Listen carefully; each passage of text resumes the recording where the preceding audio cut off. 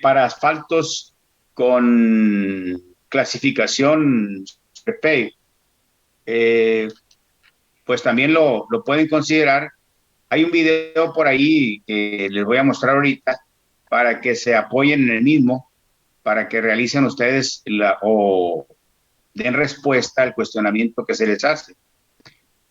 Con respecto a las pruebas de consenso, a las pruebas realizan al asfalto mediante la metodología Superpave.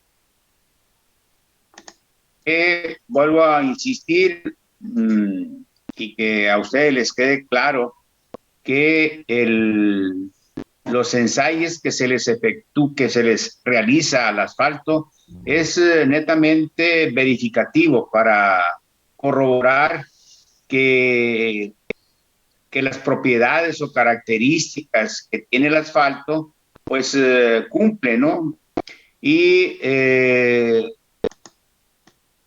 la metodología que utiliza, por ejemplo, Superpave, es una metodología en donde se emplea equipo más costoso, más sofisticado, se requiere, pues obviamente, personal más capacitado para poder realizarlo.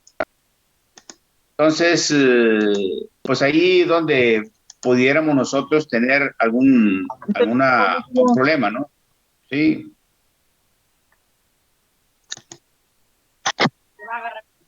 Entonces, voy a hacer referencia a los ensayos cotidianos. Voy a mostrar cómo se efectúan o cómo se lleva a cabo aunque está en el manual de prácticas de laboratorio, algunos ensayos que están por ahí y otros les voy a mostrar enseguida, ¿no? Para que ustedes lo tomen como referencia.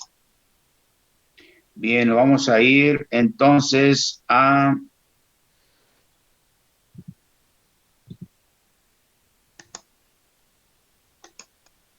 activar sonido y vamos a iniciar. Están ustedes ya viendo la pantalla, ¿no? Sí estamos. No se les olvide, está la asistencia, ¿no? De este día. Bueno, entonces miren, en realidad lo que yo les estoy preguntando, o sea, en el cuestionamiento, es los ensayos, viscosidad, penetración, punto de inflamación, solubilidad, punto de reblandecimiento. Esto es lo que ahorita vamos a ver en laboratorio virtual, vamos a decirlo, porque lo vamos a ver con tutoriales.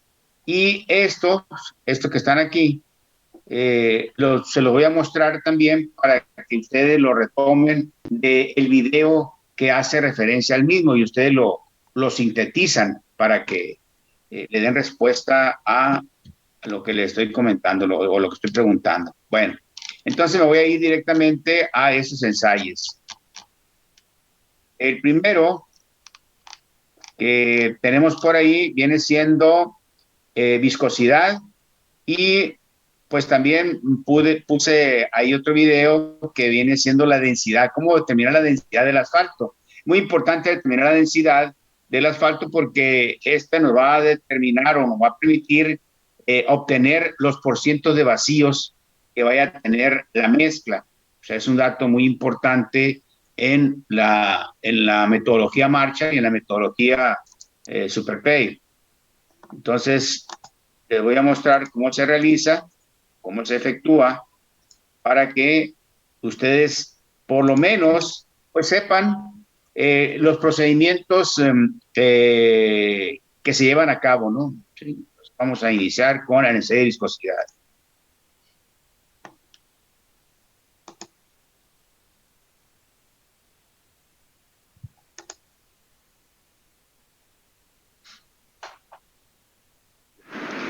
Objetivo de la prueba.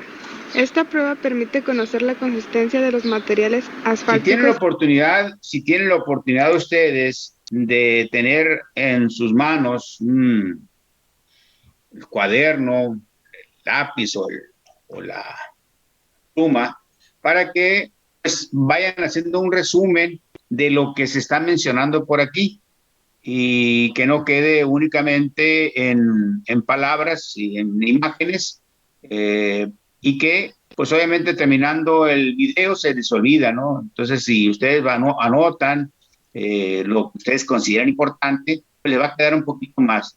Y además pueden ustedes de nueva cuenta, como este material está en la página, pueden ustedes volver a repetirlo, hasta que más o menos le entiendan bien, ¿no? Al respecto. Entonces, vamos a continuar bajo esa sugerencia, ¿no? Que vean ustedes el objetivo, o sea, qué es lo que persigue con este ensayo, qué es lo que se busca, cuáles son los equipos que se utilizan, cuál es el procedimiento. No se muestran resultados, pero bueno, se supone que deben de cumplir con los requerimientos, ¿no? Continuamos. Mediante sus características de flujo, una temperatura de 135 grados centígrados para los cementos, de 25 y 50 grados centígrados para las emulsiones y de 50 y 60 grados centígrados para los asfaltos rebajados, pudiéndose hacer a otras temperaturas, con el propósito de estudiar la susceptibilidad del calor de los materiales asfálticos y determinar las viscosidades apropiadas para su utilización. La prueba consiste en determinar el tiempo que tarda en pasar 60 centímetros cúbicos del material a probar a través de un orificio Furor, instalado en un tubo de viscosidad Seibor bajo condiciones de carga y temperaturas preestablecidas. Equipo a utilizar: viscosímetro Seibor Furor, matrazo forado de vidrio de 60 centímetros cúbicos, equipo para filtrado resistente a la corrosión y con malla número 20, termómetros, parrilla eléctrica, cronómetro, vaso de precipitado, líquido para llenar el baño, aceite grado 40 SAE para cementos asfálticos. Procedimiento de la prueba. Paso 1. Se llena el baño del viscosímetro con aceite adecuado para la temperatura a la cual se efectuará la prueba. Paso 2. Se limpia el tubo de viscosidad con silol o petróleo diáfano y se seca perfectamente antes de usarlo. Para facilitar esta limpieza, después de cada prueba del tubo de viscosidad se llena con aceite, se vacía y enseguida se limpia con silol. 3. Una vez limpiado el tubo de viscosidad, se le inserta el tapón de corcho en su parte inferior, de manera que penetre de 6 a 9 milímetros, cuidando que ajuste herméticamente para evitar pérdidas de la muestra de prueba. 4.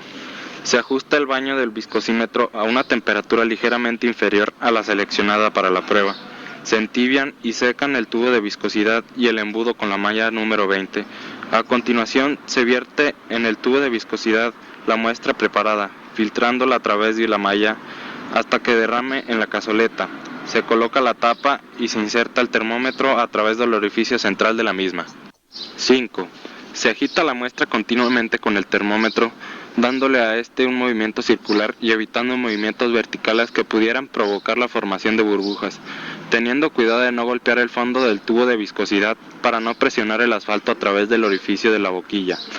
Se ajusta la temperatura del baño hasta que la muestra alcance la temperatura de prueba y se establezca el equilibrio térmico. 6.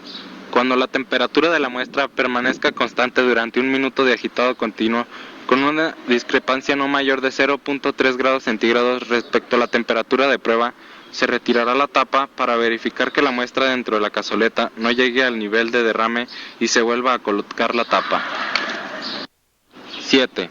Inmediatamente después se coloca el matraz debajo del tubo de viscosidad, se retira el tapón de corcho y simultáneamente se pone en marcha el cronómetro, el cual se detiene en el momento en que la muestra alcanza la marca de aforo de 60 centímetros cúbicos del matraz y se registra el tiempo medido. El tiempo transcurrido desde el que se inicia el llenado del tubo de viscosidad hasta que empiece el llenado del matraz no debe ser mayor de 15 minutos.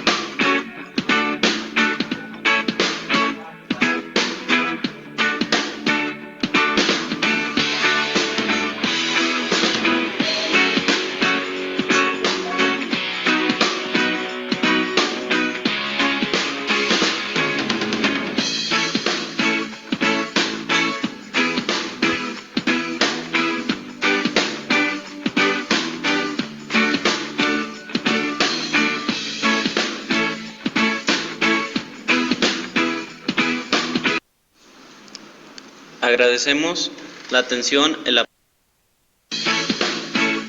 Observen el tiempo que tardó, ¿no?, en llenarse los 60 centímetros cúbicos.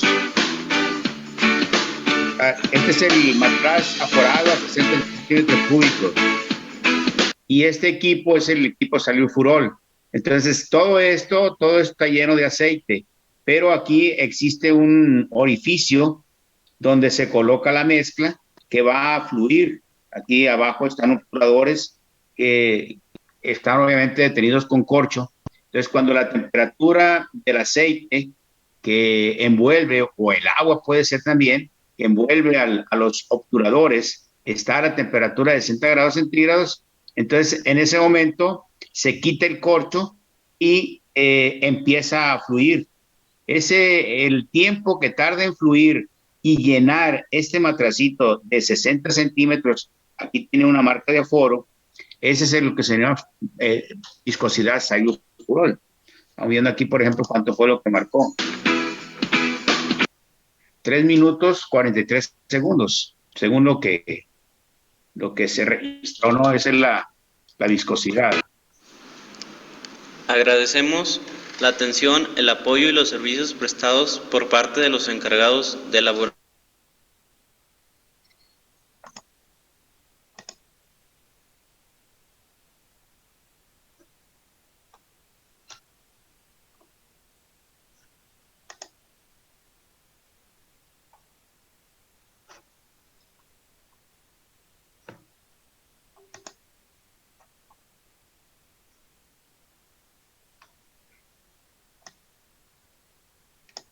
Vamos a ver ahora la prueba de peso específico del asfalto, cómo se obtiene. Recuerden ustedes que la viscosidad no es otra cosa más que un similar, o es un referendo, como si fuera el revenimiento, ¿no? O sea, la trabajabilidad, esa es la medición de la viscosidad, la trabajabilidad de la mezcla. Es muy importante determinarla. El método SuperPay utiliza otros procedimientos más sofisticados, pero en realidad llega a lo mismo, a determinar que la viscosidad es el elemento que sirve para que la mezcla sea trabajable. Vamos entonces ahora al procedimiento para determinar el peso específico del asfalto.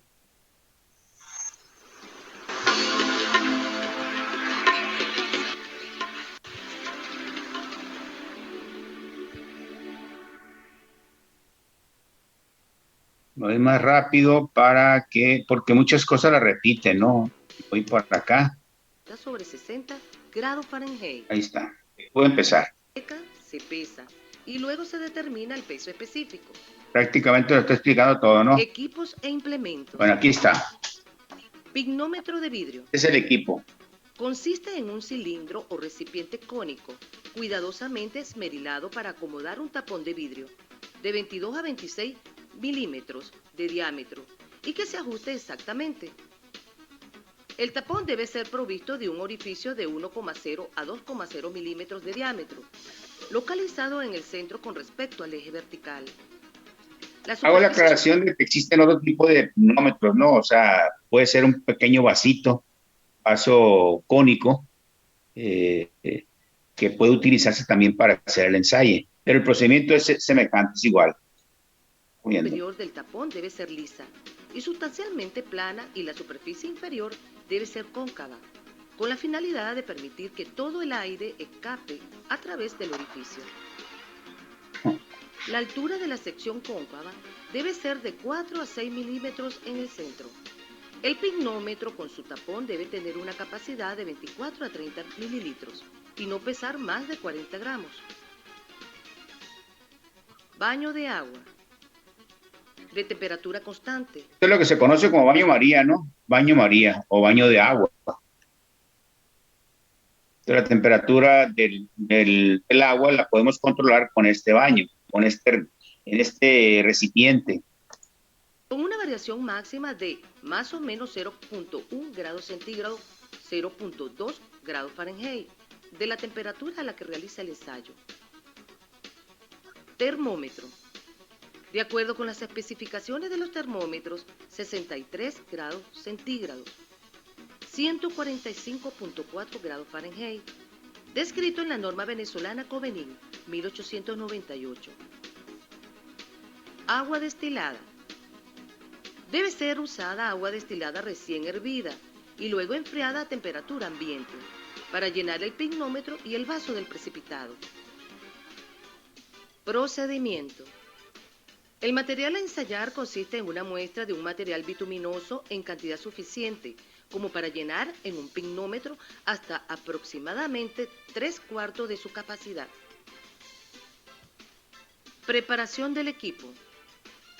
Se llena parcialmente un vaso de precipitado de 600 mililitros de capacidad con agua destilada recién hervida y luego enfriada a temperatura ambiente hasta un nivel que permita a la parte superior del pignómetro quede sumergida a una profundidad no menor de 40 milímetros.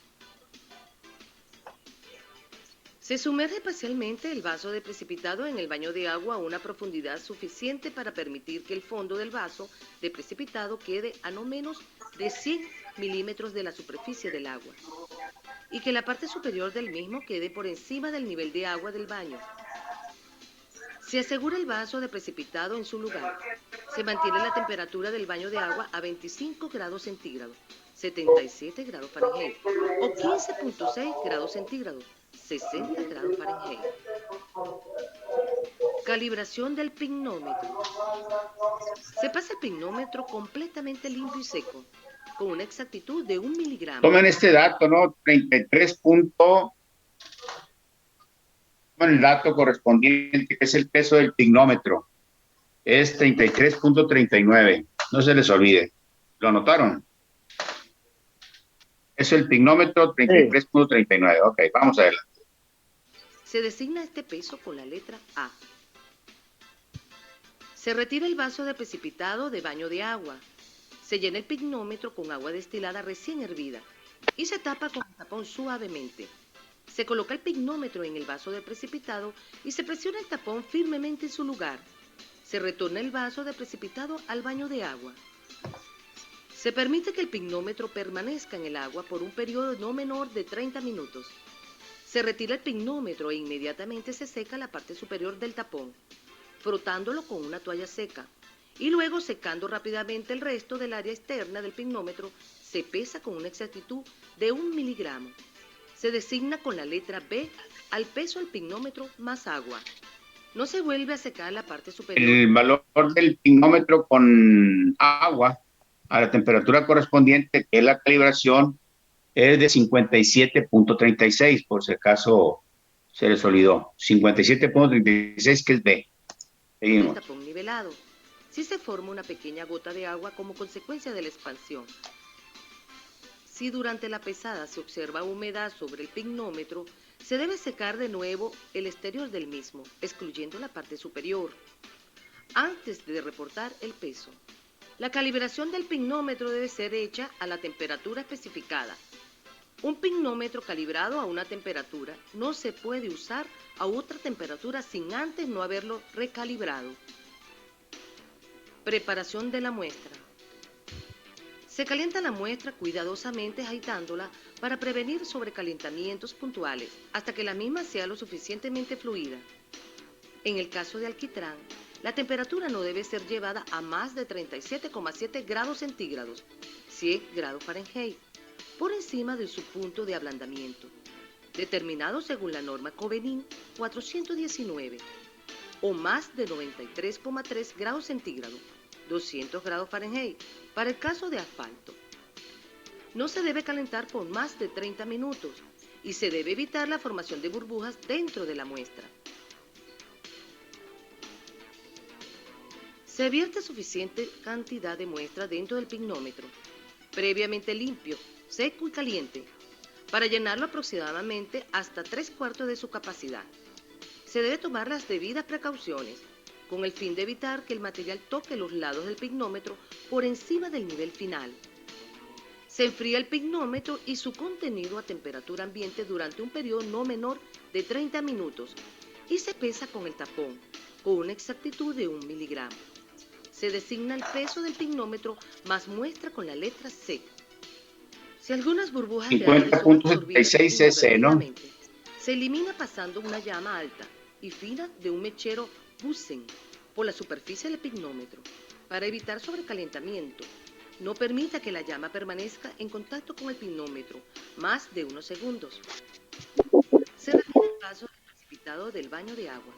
Se llena el pignómetro que contiene la muestra con agua destilada recién hervida y se coloca el tapón suavemente. Se debe evitar que alguna burbuja de aire permanezcan en el pignómetro.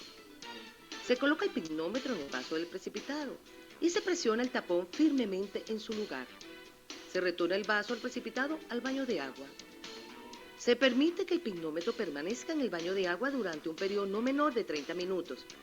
Se retira el pignómetro del baño, se seca y se pesa utilizando la misma técnica y el mismo tiempo que el empleado para la determinación del peso B. Este peso se registra como pignómetro. Este sería 57.60 para que lo registren. 57.60.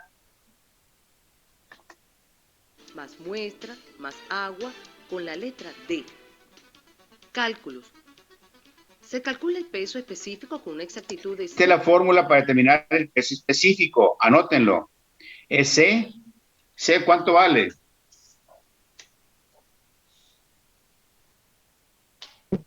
$50.76, ¿no? Es.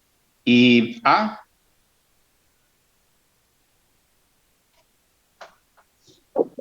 $33.39. Perfecto, hagan la operación. La diferencia es...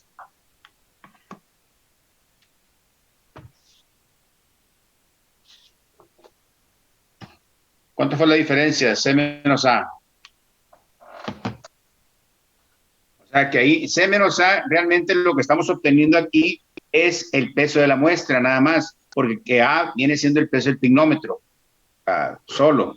Entonces, y al peso de la muestra más el pignómetro, le restamos el pignómetro y me queda la muestra. Y esto en realidad es el volumen del agua desalojada o el peso del volumen del agua desalojada, donde tenemos B, que viene siendo el peso del pignómetro calibrado. ¿Cuánto es el peso del pignómetro calibrado? ¿Quién lo notó? 33.39, ¿no? ¿Cuánto es? 33.39 es el peso del pignómetro, solo. Cuando le agregamos agua, pesa 57.36. ¿Ya? ¿Y cuánto dijo que era el valor de C, profe? C vale 50.76. Es el peso de la muestra, o sea, con el asfalto en el pignómetro, menos el peso del pignómetro, es lo que estamos haciendo aquí. Y aquí lo que estamos haciendo es el peso del pignómetro con agua menos el peso del pignómetro. Entonces estamos utilizando el peso del agua. Y le estamos agregando el peso de la muestra, que es el valor de C.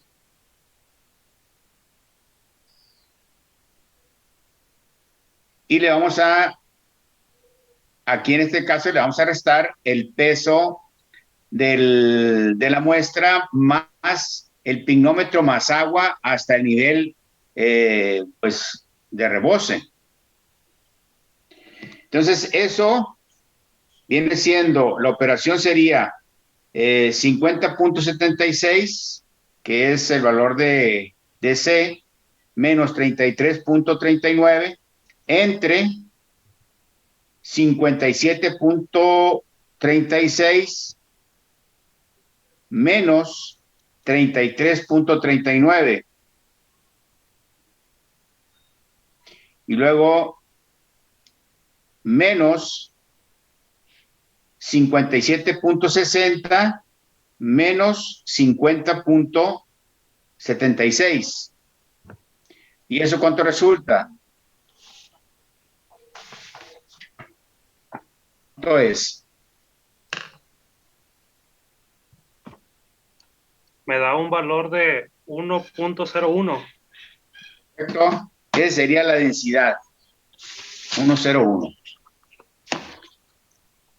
Podemos anotarlo como densidad o peso específico. 1.01 gramos por centímetro cúbico. Sería la densidad del asfalto. Obviamente lo volvemos a repetir 2 o 3 veces para verificarlo, ¿no? Bueno, ese es el ensayo que se lleva a cabo de densidad. No sé si tengan alguna pregunta, alguna duda. También con respecto a la viscosidad. Esa es la densidad y la viscosidad. Vamos entonces a irnos de lleno a otro ensayo.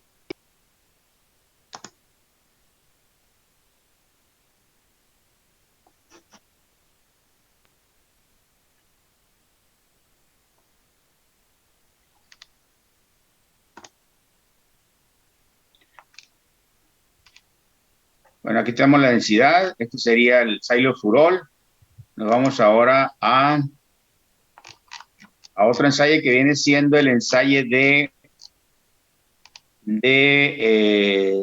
ensayo de penetración y el punto de reblandecimiento. Aquí tenemos 3 ensayos, ¿no? Penetración, o sea, es el utilizar la aguja. El punto de reblandecimiento viene siendo las esferas. Y ductilidad es jalar o estirar el asfalto. Entonces, cada uno de ellos tiene su propio objetivo, su propio ser de realizarlo, ¿no? Vamos entonces viéndolas. Vamos a ver primero el punto de ablandamiento.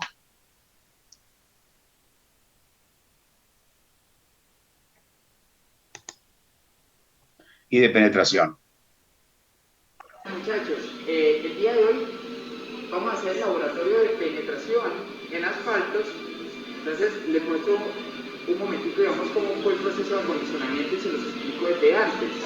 Cualquier cosa para tiempos futuros, estamos en periodo de pandemia, entonces nos toca trabajar con tapabocas. ¿Listo? Básicamente el proceso, el ensayo se hace a 25 grados centígrados, se colocan las muestras de asfalto sumergidas en agua durante un tiempo aproximado de media hora. Esta es la muestra, digamos, que vamos a emplear para calcular la penetración del asfalto. Entonces, ya vamos a conocer aquí el instrumento.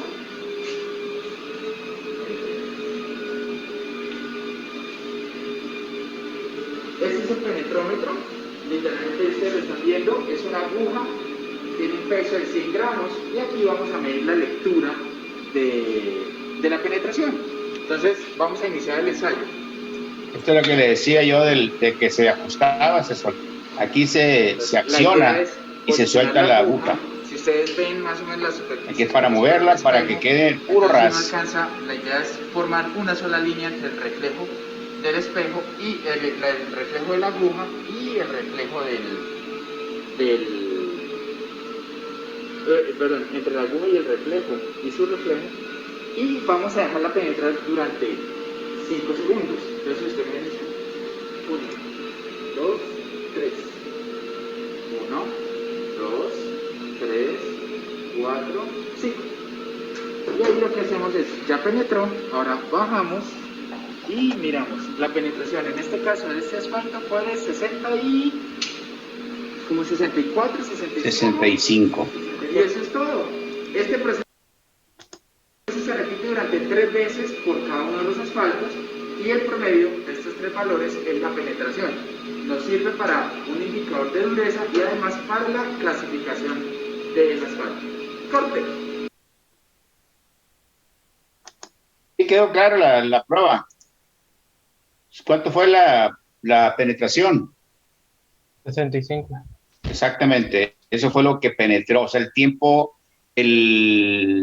la distancia, ¿no? Sí, penetra a las condiciones mencionadas, que son 25 grados, debe estar la muestra, el asfalto, 100 gramos es el peso de la aguja y el tiempo en 5 segundos. O sea, es rapidísimo la prueba. Vamos viendo ahora la prueba de ablandamiento o la prueba de reblandecimiento. A ver si nos da chance. Muchachos, si ustedes se dan cuenta, vamos a hacer el ensayo de punta de ablandamiento, también conocido como ensayo de anillo y bola. Ya se van a dar cuenta por qué. Ahorita les muestro un anillo cuando esté frío. Normalmente nosotros vertimos la muestra. Si ven que la muestra está por encima del anillo, la idea es para que ella tenga contacto con toda el área y se sujete bien, digamos, a las paredes del anillo. Ahora, ese exceso de asfalto lo vamos a retirar. ¿Cómo lo retiramos? Muy sencillo. Cogemos una espátula y digamos que un apoyo.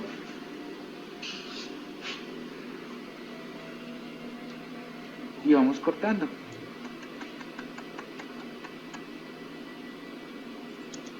¿Listo? Ustedes ven, ahí ya quitamos este exceso de asfalto que se me regó al vertirlo. La idea es que eso no suceda.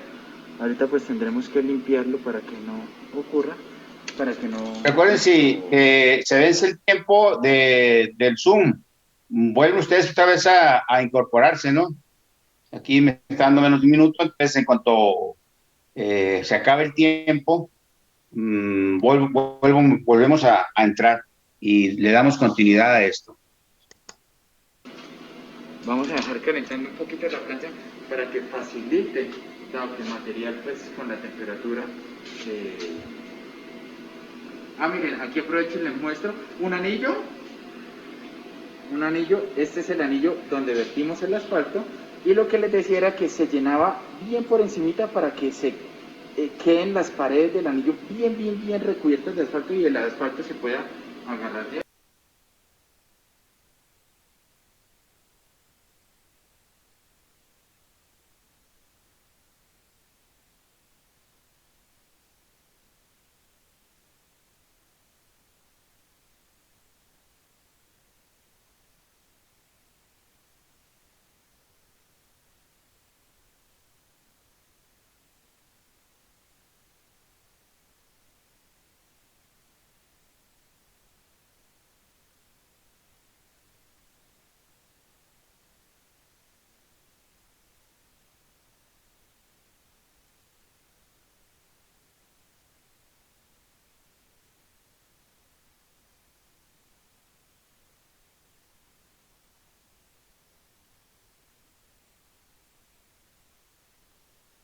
Tiempo de penetración, o la longitud de penetración, perdón. Y estamos viendo también el punto de reblandecimiento. Acuérdense que el punto de reblandecimiento es lo que busca. Me dice, punto de reblandecimiento.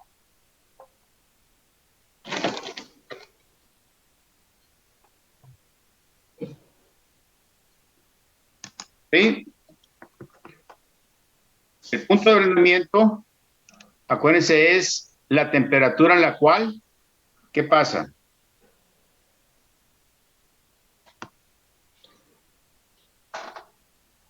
¿Nadie se acuerda? El asfalto se hace líquido. Ok, pasa de sólido a líquido, ¿no? Entonces vamos a darle continuidad. ¿Listo? Vean que Cosa, el anillo no es muy grande, ¿no? Y todo limpio. ¿Listo? Nos vamos para allí a llevar nuestras muestras. ¡Vamos!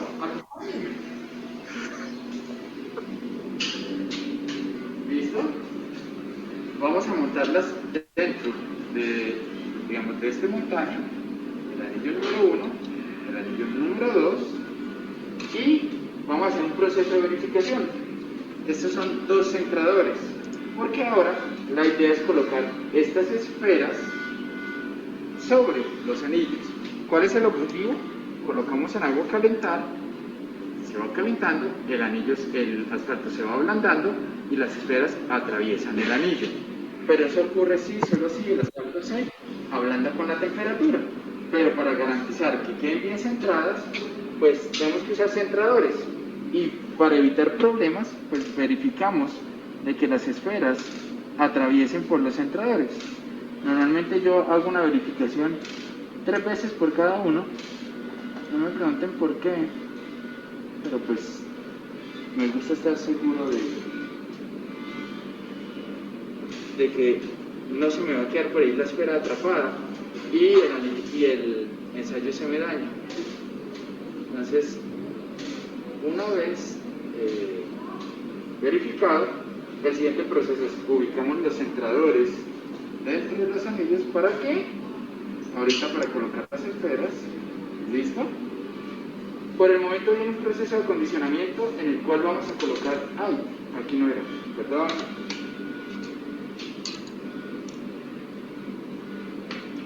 Un proceso de acondicionamiento es aquí.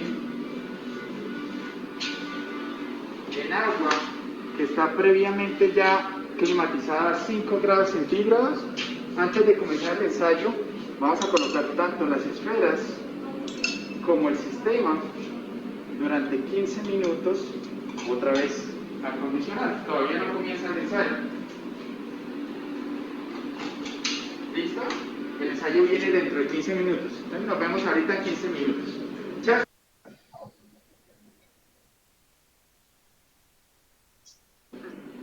Listo, muchachos. Entonces, ya sacamos de la nevera el material. Yo me les había adelantado, entonces qué pena. Me tocó parar para volverlo a hacer. Y ahora sí colocamos las esferas en el... ¡Ay! Me quedó mal. ¿Listo? ¡Ay! ¡Ay! ¡Ay! ¡No! Creo. Cosas que pasan en el laboratorio. Pasan TNT, pasan la vida real. ¿Listo? Las colocamos acá en el centro. Ahí ven, quedaron perfectamente en el centro. Vuelven al agua. Y vamos a colocarlos en esta plancha que calienta. ¿Listo? Ya está cuadrada para que caliente a una temperatura de 5 grados centígrados por minuto. Entonces ahí vamos a medir la temperatura, va a ir calentando y ya volvemos cuando ya el sistema pues esté a punto de finalizar.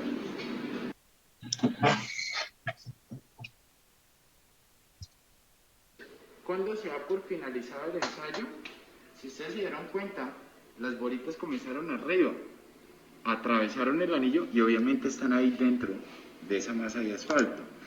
La idea es que pues, cuando ellas tocan la base inferior, se toma la temperatura y con eso sabemos cuál es la temperatura en donde el asfalto se puede considerar que pasa de un estado sólido a un estado líquido. ¿Listo? Consideraciones del ensayo es si la diferencia de caída de las dos esferas es superior a 1 grado centígrado, se debe repetir el ensayo. En este caso nos dio que la temperatura, una esfera fue 50 y la otra 50.5. Entonces lo podemos validar y simplemente tomamos el promedio de las dos. Eso es todo.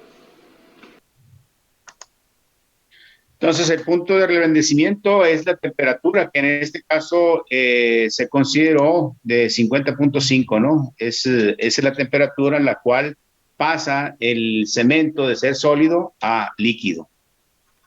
Estamos viendo el ensayo de ductilidad. La propiedad que tiene el material de estirarse, de ser dúctil. Ahora vamos a realizar la prueba de ductilidad. Para realizar la prueba de ductilidad necesitamos armar este dispositivo. La placa que está abajo tiene que ser lubricada, ya sea con vaselina o algún lubricante que no haga un efecto con el asfalto, de tal forma que se pueda desprender y ponerse en el ductilómetro en la siguiente fase cuando ya esté frío. Por otro lado, estas dos plaquitas que están acá deben también colocárseles el lubricante para que a la hora de que la prueba se dé puedan soltar el asfalto y que quede entre estas dos que están acá libre para poder estirarse tal y como la prueba lo indica. Lo siguiente que vamos a hacer es llenar la briqueta con asfalto para poder tratarla. Hay que dejarla enfriar y después de que se enfría se debe enrasar de tal forma que quede una superficie recta y regular para que la prueba tenga una validez. Tomamos el asfalto y comenzamos a llenar la briqueta.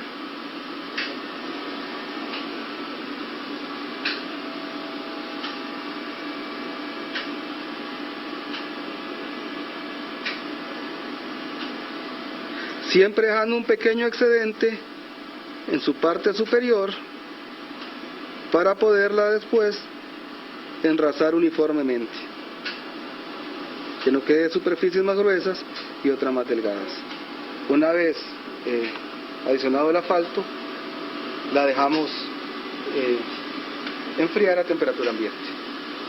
Una vez que el asfalto para la ductilidad ya está frío, procedemos a enrasarlo. ¿Qué es lo que hacemos? Calentamos la espátula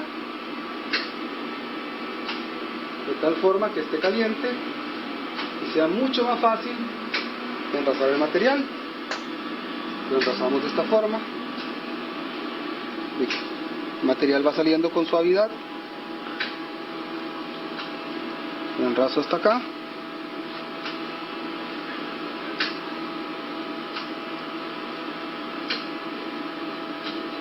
Caliento un poquito más la espátula para mayor facilidad.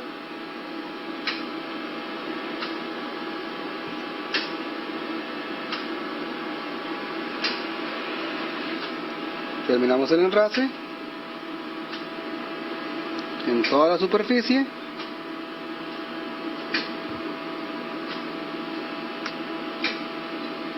Y al final obtenemos una superficie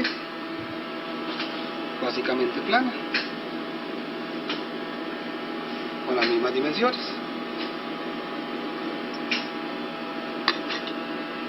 Una vez que se enrasa y se enfría la superficie,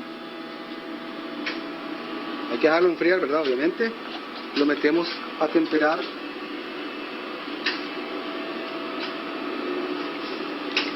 al baño de ductilidad, que está a 25 grados centígrados, y lo dejamos ahí por lo menos una hora para que la muestra mantenga la temperatura a la cual se va a hacer medida. Una vez pasado el tiempo en que se temperó, retiramos de la placa de abajo la briqueta de penetración y se coloca sobre estos tornillos.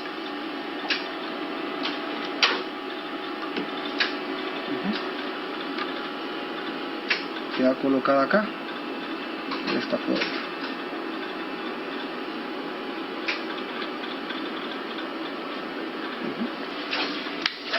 Se enciende el equipo, damos la placa y el dispositivo va a ir elongando la muestra a una velocidad constante. La muestra empieza a elongar y la ductilidad tiene que ser para un asfalto original mayor a 100 centímetros. Este hilo se va haciendo cada vez más delgado, más delgado, más delgado, hasta el momento en que se rompe. Cuando el hilo se rompe, en ese instante de ruptura, tomamos la distancia medida por esta aguja. Y una vez que tenemos la distancia medida por esta aguja, esa es nuestra distancia de ductilidad. Se termina la prueba de ductilidad. Como les digo, para un asfalto original tendría que ser mayor de 100.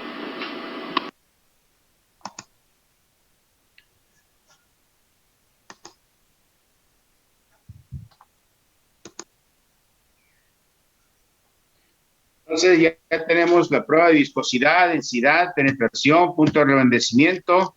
Vamos viendo ahora la prueba de punto de inflamación.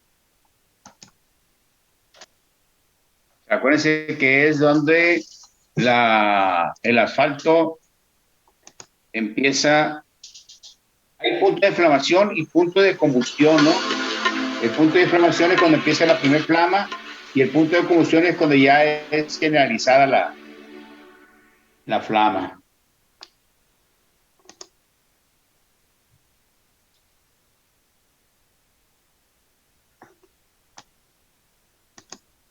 Método de ensayo para determinar el punto de inflamación vaso abierto de Cleveland. Introducción.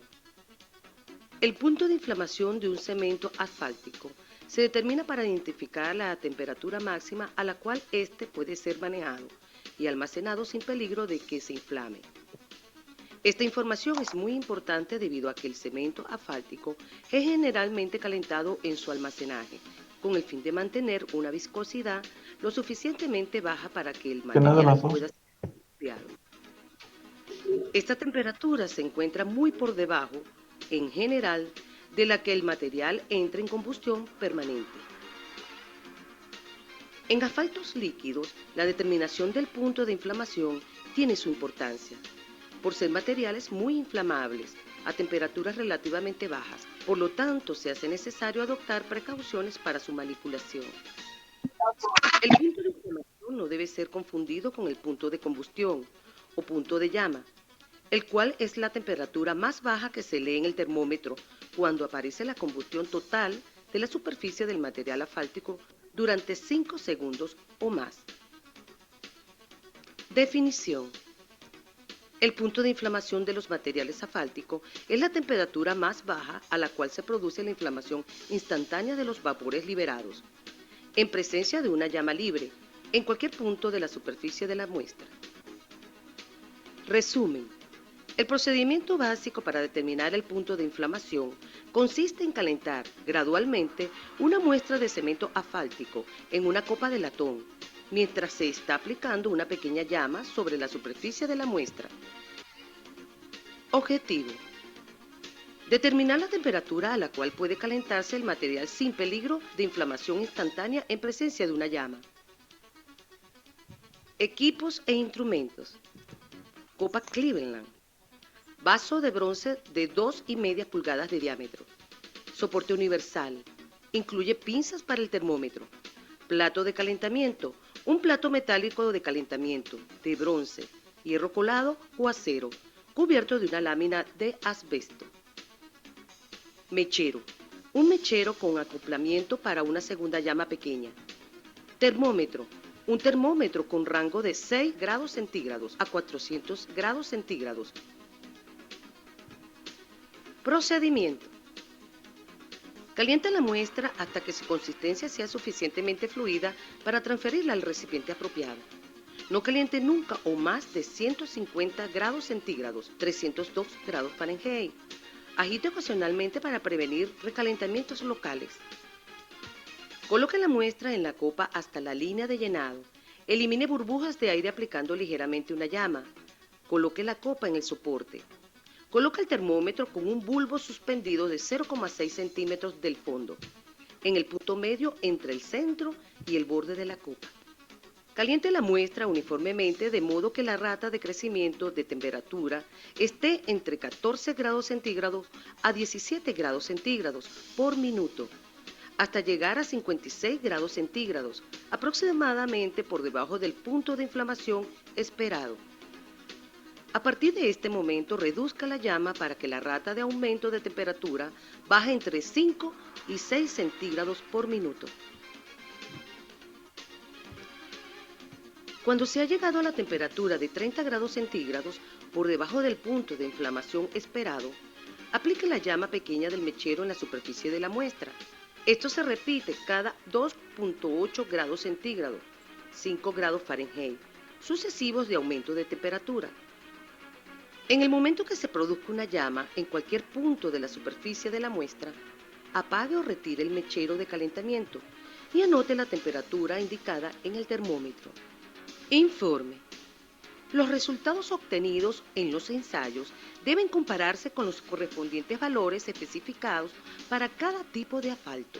De la comparación de los resultados obtenidos con los de las especificaciones, puede observarse si un producto asfáltico ha sido debidamente manufacturado o si ha sido en alguna forma adulterado durante su manejo.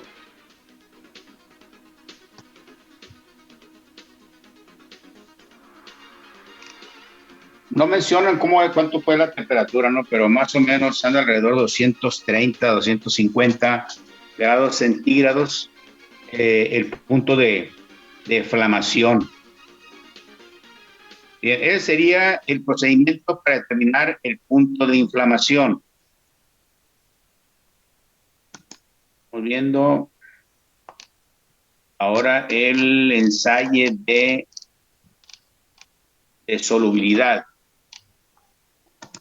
Este fue un archivo, no encontré un video, pero más o menos es algo relacionado con una limpieza que se le hace al asfalto para ver qué tan limpio está o libre de materias no adecuadas, no convenientes. Entonces, el ensayo de solubilidad es aplicando o utilizando este recipiente. Y para ello se utiliza tricloroetileno o bisulfuro de carbono para poder realizar el ensayo. Y se coloca en un crisol, el Gauch se denomina, crisol Gauch. Los que llevaron química, que se acuerdan todavía, pues, nada más. Entonces, el ensayo es una medida de la pureza del cemento asfáltico y el objetivo es determinar el grado de solubilidad en solvente orgánico de los materiales asfálticos que contengan poco o nada de partículas minerales. Aquí está la temperatura en este ensayo no es una variable crítica y puede afectarse a temperatura ambiente. Son el equipo, el que tenemos aquí. Aquí está el equipo necesario para realizar la realización del ensayo. Este es el crisol, el famoso crisol Gauch. Realmente se prepara el crisol Gauch y después ya se transfiere. Este es un matraz en el Meyer. Un matraz en el Meyer. Este es un matraz en el Meyer ya para este ensayo. Y se determina, obviamente, el porcentaje de insolubilidad, que es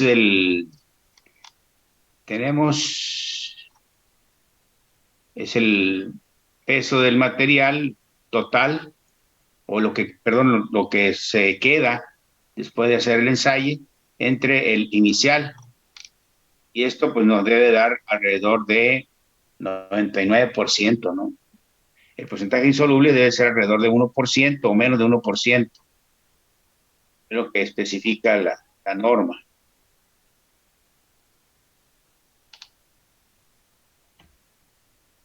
Entonces aquí más o menos serían los valores correspondientes o la variabilidad que corresponde. Entonces, pues aquí está el material para que ustedes le peguen una repasada y que les sirva para entregar el reporte del ensayo de solubilidad.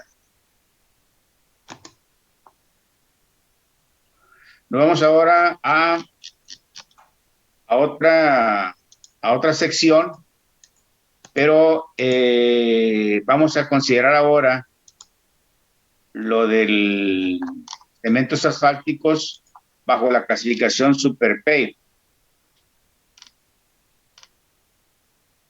Vamos a ver si este es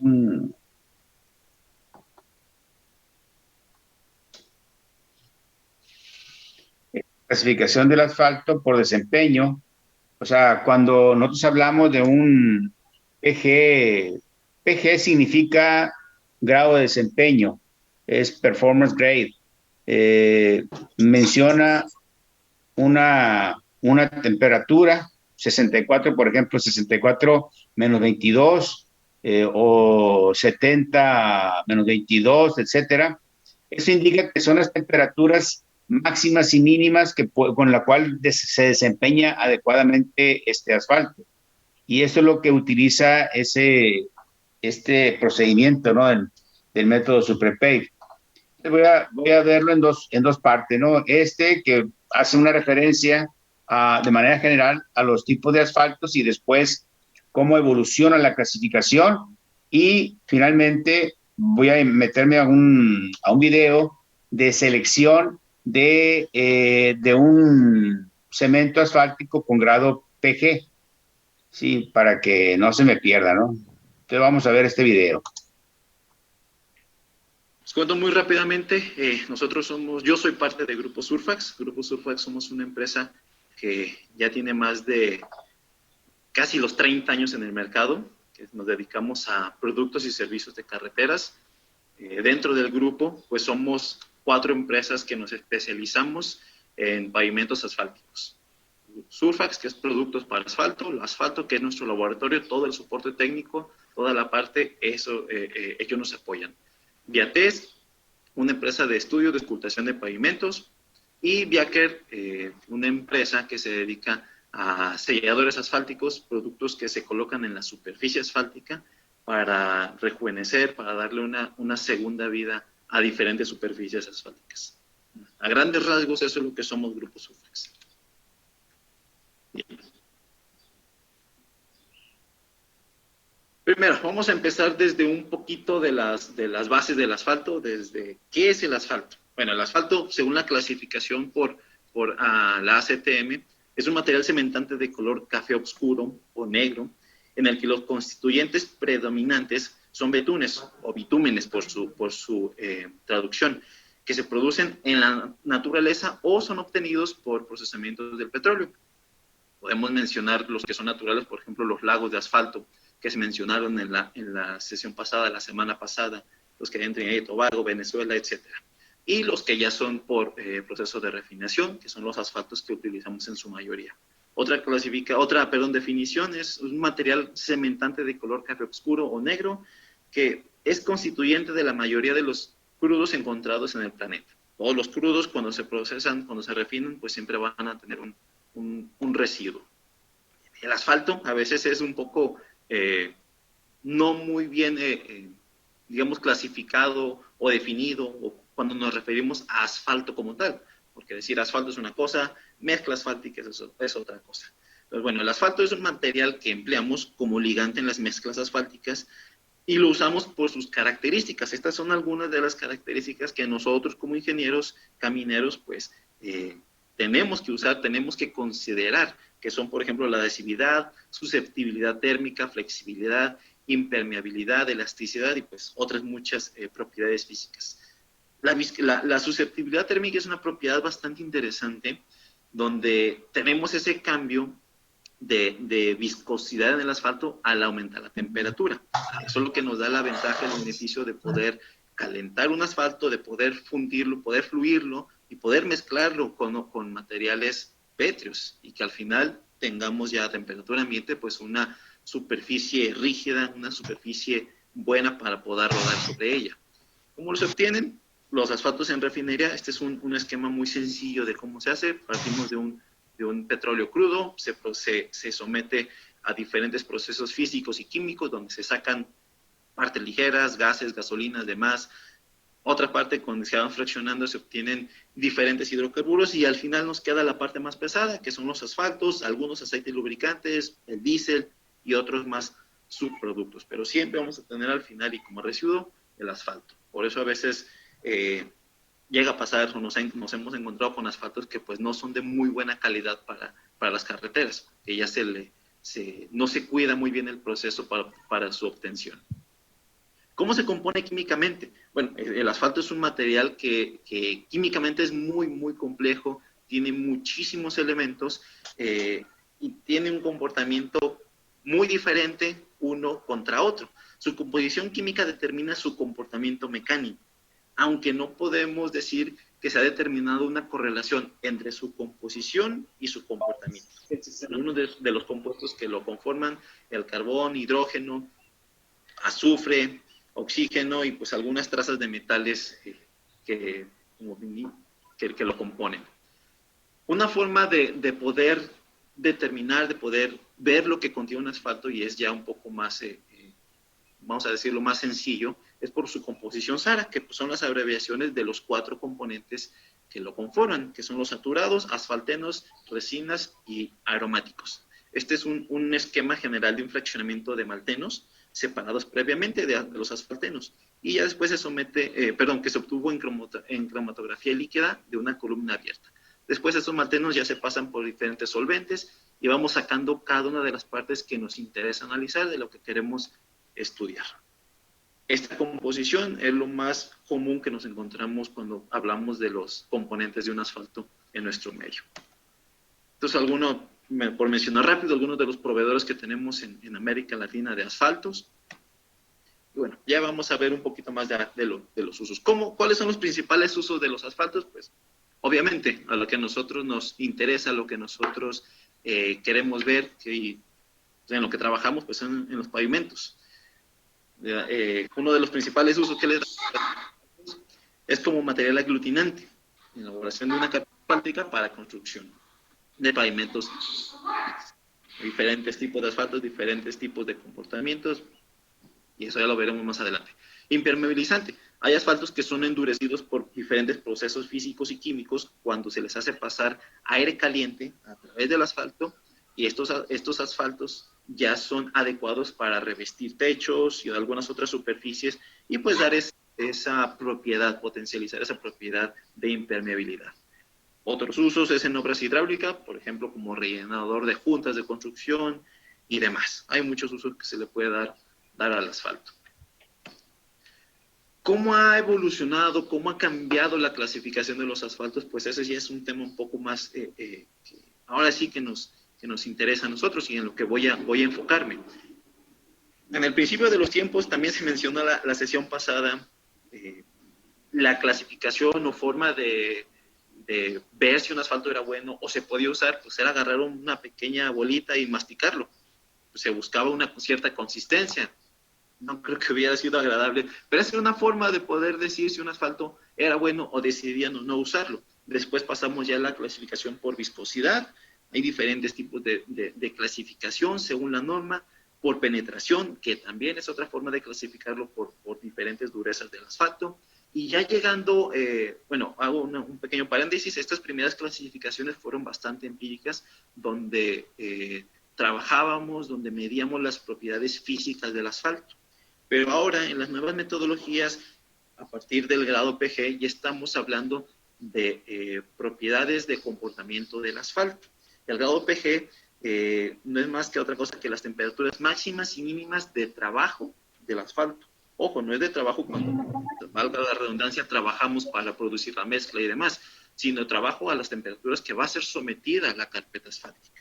Y después ya vino la clasificación PG más MSCR o el valor de JNR, que aquí considera dos variables adicionales, que es la intensidad y la velocidad del tránsito de los vehículos que transitan sobre las superficies, pues también hay que considerarlo al momento de hacer este tipo de clasificación.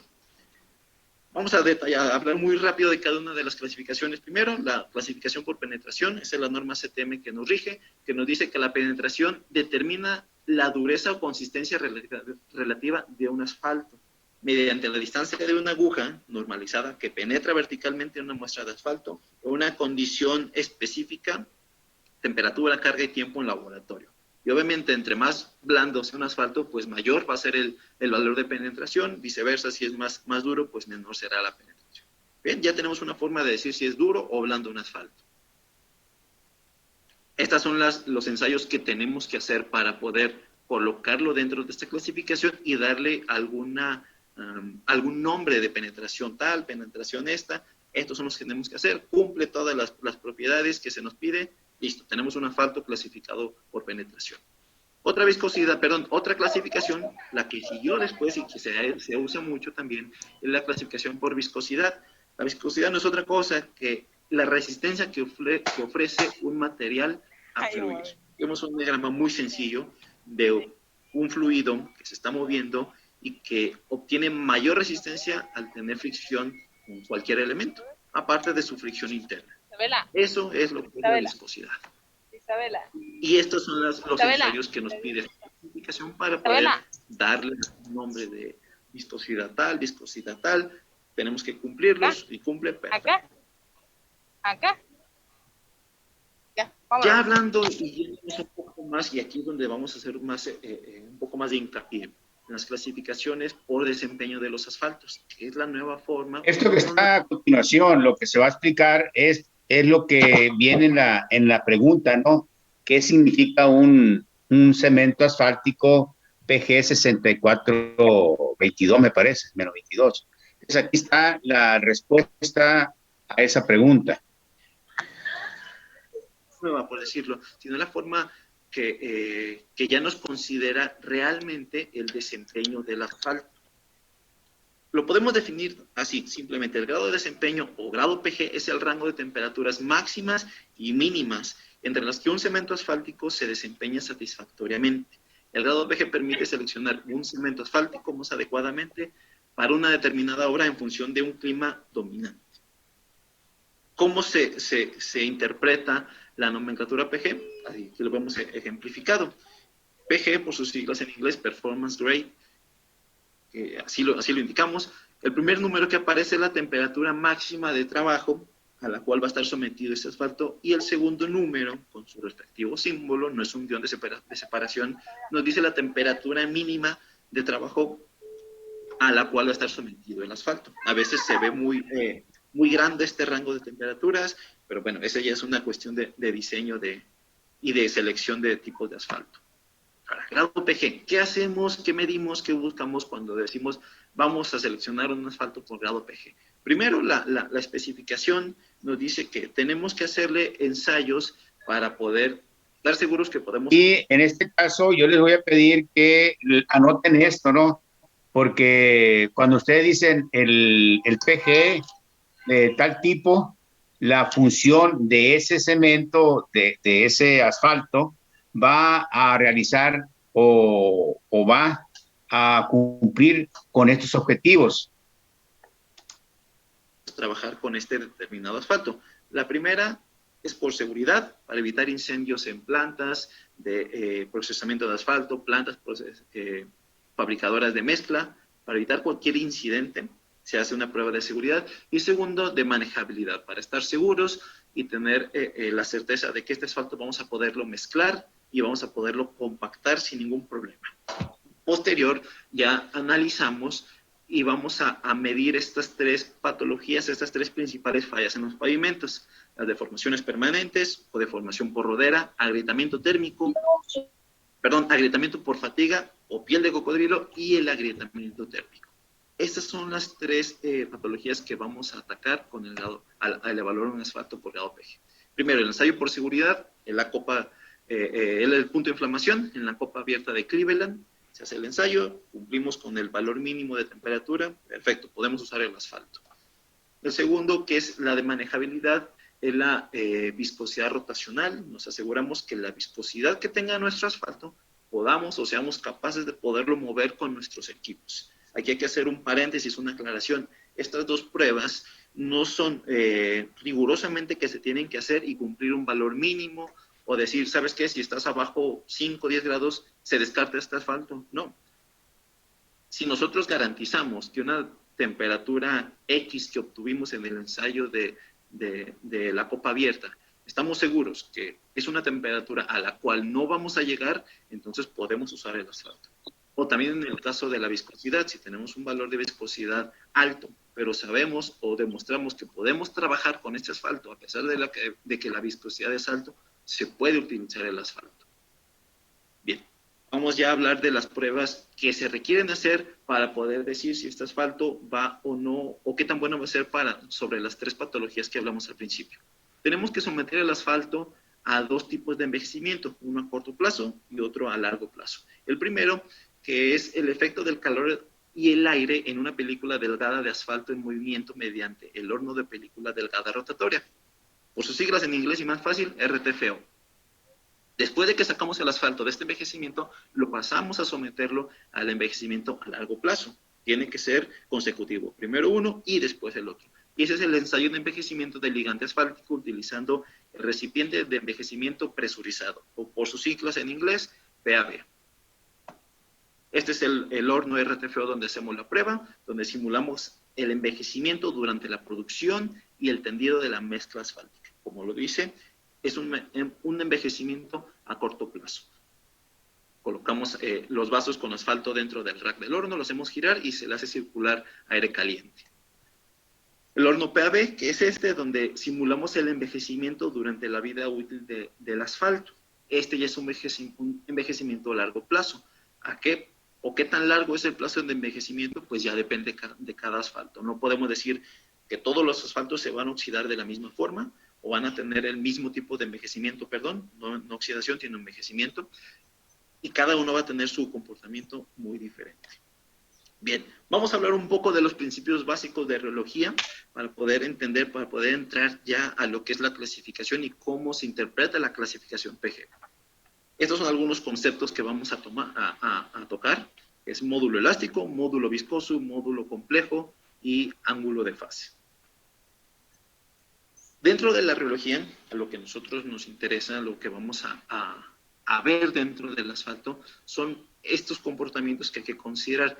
Primero, consideremos un sólido ideal y un líquido ideal. Un sólido ideal, un elemento, un resorte que comprimimos y es capaz de liberar o recuperarse de toda la deformación. Y el líquido ideal es el elemento que deformamos, se deforma, fluye, pero no es capaz de recuperarse de la deformación que sufrió. Y aquí, esta combinación de ambos comportamientos es lo que conforman al asfalto. El asfalto es un material viscoelástico que tiene ambas componentes, una componente elástica y una componente viscosa. Recuérdense de nueva cuenta, ¿no? En cuanto termine, vuelven ustedes a entrar. Este es un esquema que a mí me gusta mucho porque nos ejemplifica muy fácilmente uno de los principios que les comenté, el ángulo de fase. En este diagrama vemos que tenemos dos asfaltos, vamos a decirlo así.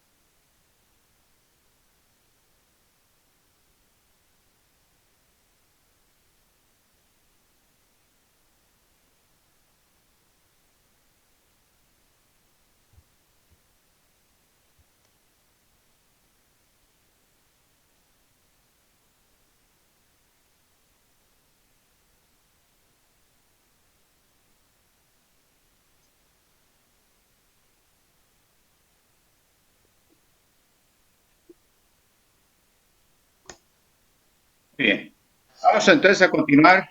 Fíjense bien, aquí hay conceptos muy importantes que quiero que a ustedes les quede claro, ¿no? O que más o menos entiendan, porque sí está un poco muy complejo.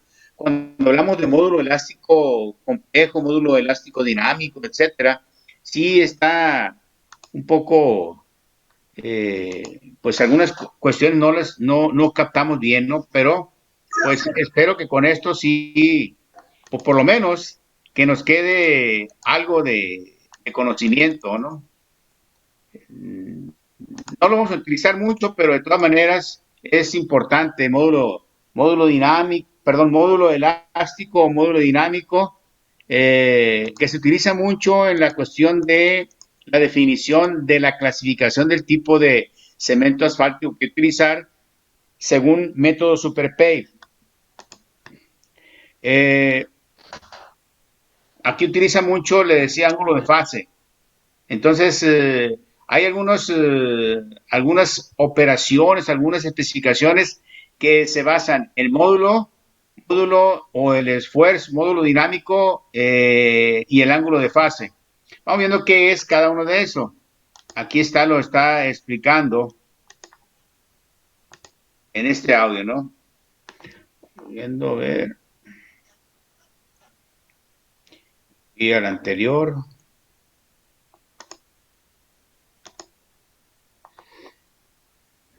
De liberar o recuperarse de toda la deformación.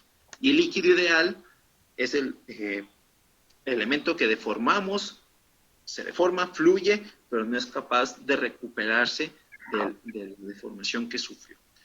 Y aquí, esta combinación de ambos comportamientos es lo que conforman al asfalto. El asfalto es un material viscoelástico que tiene ambas componentes, una componente elástica y una componente viscosa. Este es un esquema que a mí me gusta mucho porque nos ejemplifica muy fácil. Dice, aquí está, ¿no? Es una relación que se relaciona temperatura contra esfuerzo.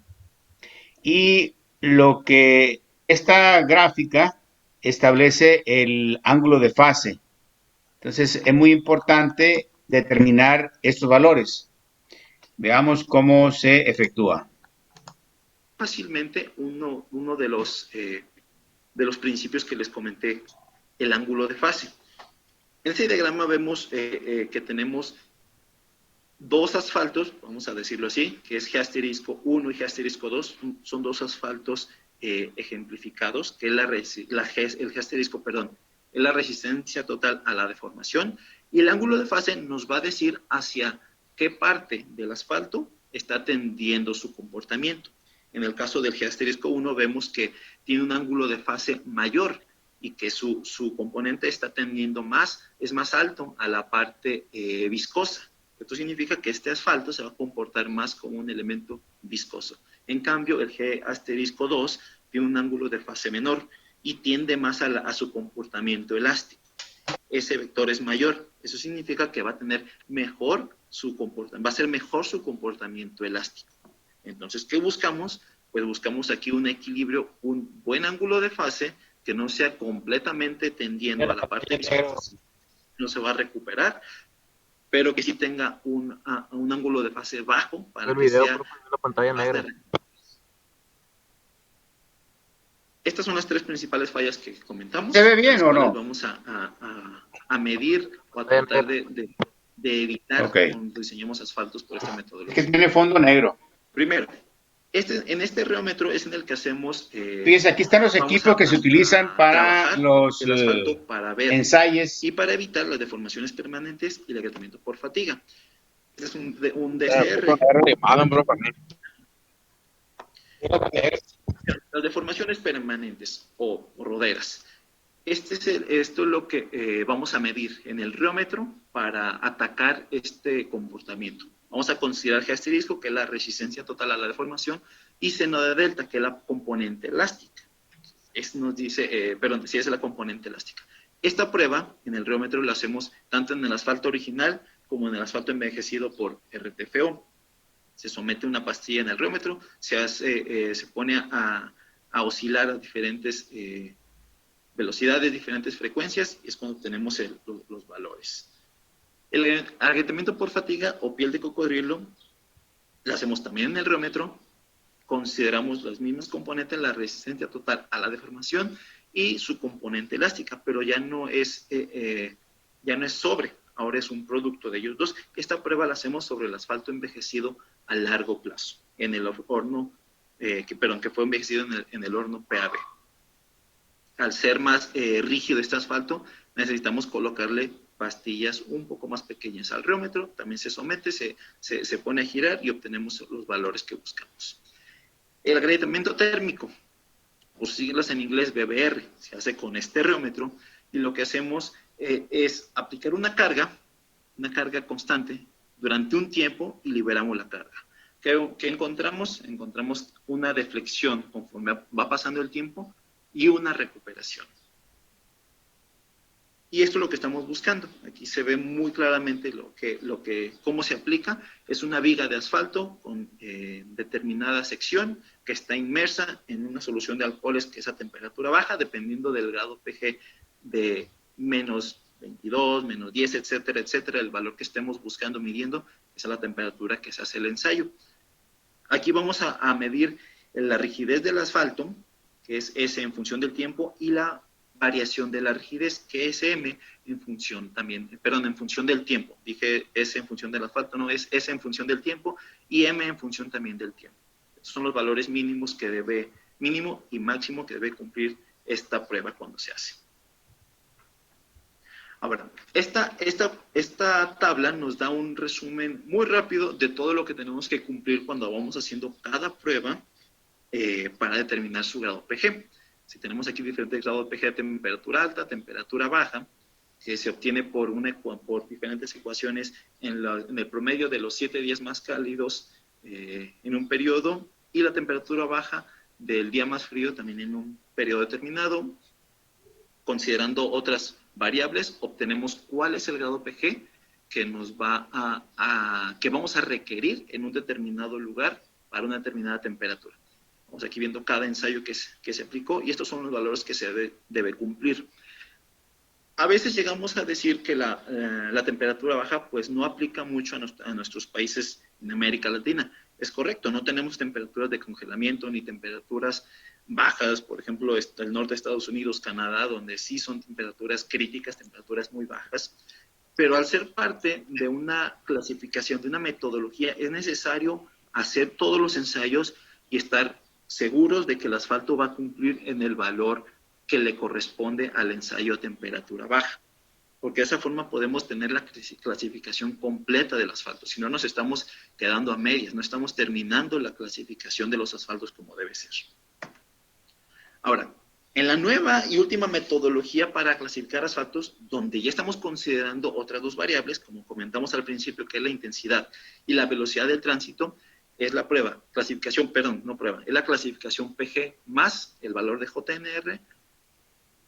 Y esto es lo que hace. Se simula de mejor manera las condiciones de trabajo a las que el asfalto será sometido en el pavimento, haciendo énfasis en la resistencia a la deformación permanente. Adicionalmente, se propone una clasificación por niveles de tráfico. Así, un asfalto será seleccionado dependiendo de las condiciones del clima y del número de ejes equivalentes considerados en un proyecto. No es lo mismo decir, vamos a colocar un tramo carretero saliendo de la ciudad de Panamá que en el norte del país, o en diferentes países. Ustedes conocerán cada uno de sus países. No es lo mismo una carretera principal que una carretera secundaria, terciaria. Su nivel de demanda, vehículos que pasan, pues es muy diferente. Entonces no podemos decir que un asfalto nos funciona mágicamente en todas las condiciones de uso y de temperatura. Se anexó, vemos abajo en cómo se ejemplifica lo que se le anexó a la clasificación. Seguimos considerando el grado de desempeño, PG, el primer número, que es la temperatura máxima de trabajo, y en medio se colocó una letra que nos está indicando la intensidad y velocidad del tránsito. Y el segundo número, que es la temperatura mínima de trabajo del asfalto.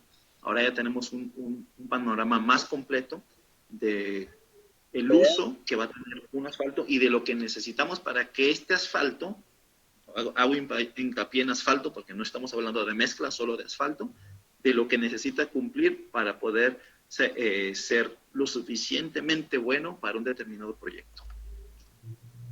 Bien, esto es lo que buscamos en esta clasificación. Primero, ¿cómo lo podemos resumir? Es la deformación permanente resultante al aplicar una unidad de esfuerzo. Estamos hablando de JNR, perdón. Cuando menor es el valor de JNR, menor será la deformación permanente en el asfalto. Ahorita vamos a detallar eso. El grado PG lo seguimos haciendo igual que antes, se determina de la misma manera. Y si tenemos que definirlo, podemos definir el valor de JNR de esta forma. Es el valor que se determina en el asfalto envejecido. Después de RTFO, lo requerido dependerá de la intensidad y velocidad del tráfico. Estas dos variables, intensidad y velocidad, es lo que ahora necesitamos considerar para tener un valor de JNR idóneo para nuestro asfalto. ¿Qué es lo que hacemos dentro de este ensayo?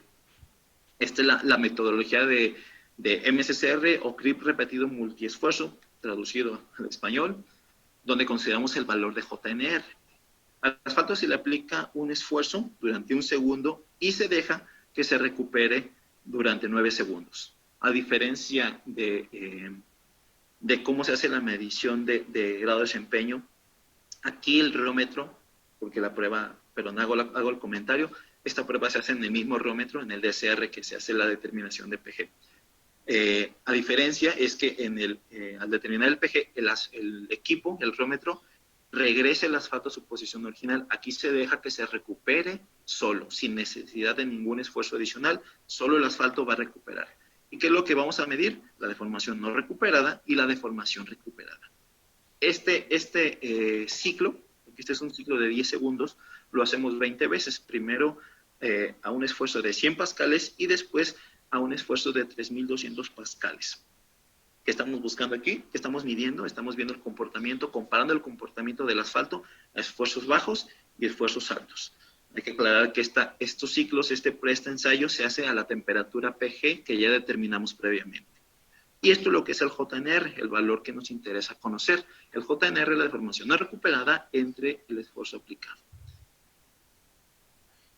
Este es el total de la prueba de creep repetido multiesfuerzo o MSCR, donde en esta parte que está aquí en azul, vemos que son, no se alcanza a ver por el tamaño, son los ciclos, los primeros 10 ciclos a 100 pascales, donde la deformación obviamente tiene el asfalto, se recupera y deforma, recupera, etcétera, etcétera. Son dos asfaltos diferentes, el negro y el rojo. Y la parte de abajo, lo que tenemos abajo, es lo que no ha sido capaz el asfalto de recuperar.